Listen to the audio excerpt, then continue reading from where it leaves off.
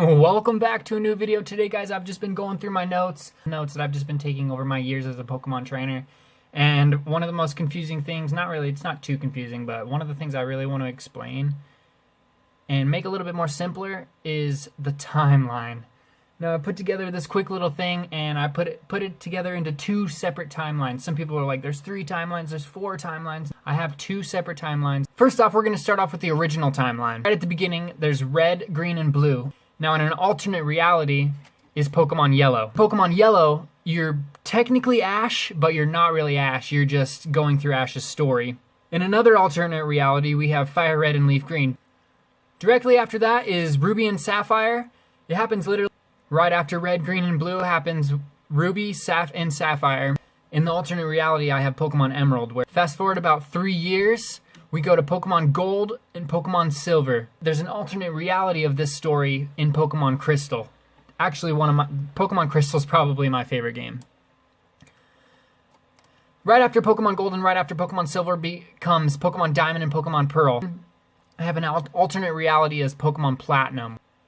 Fast forward about 3 years, it's Pokemon Black and White. And they don't have an alternate reality to them that we know of. Obviously, there's infinite amounts of alternate realities.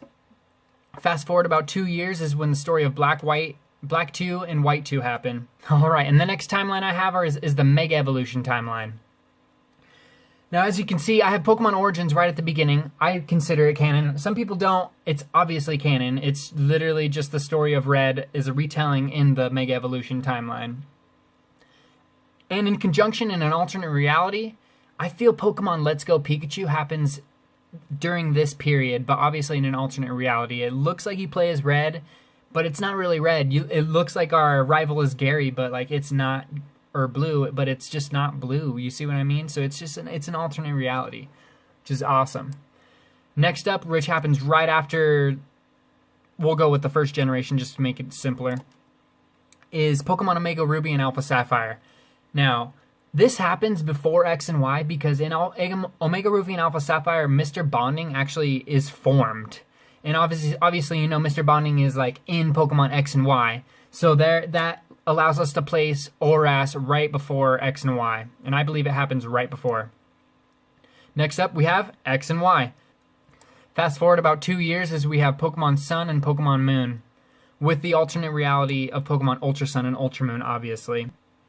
In the Ultra series, we figure out that there are, in fact, alternate realities, and this we know happens about 10 years after Red, Blue, and Yellow.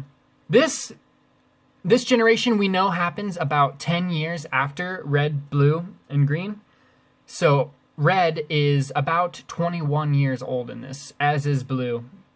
And in these games, we find out that there are, in fact, alternate realities, which is freaking amazing. You know, Annabelle from the Hoenn region originally, you know, Ruby and Sapphire, she's actually in these games and she came from that alternate reality, so there it is.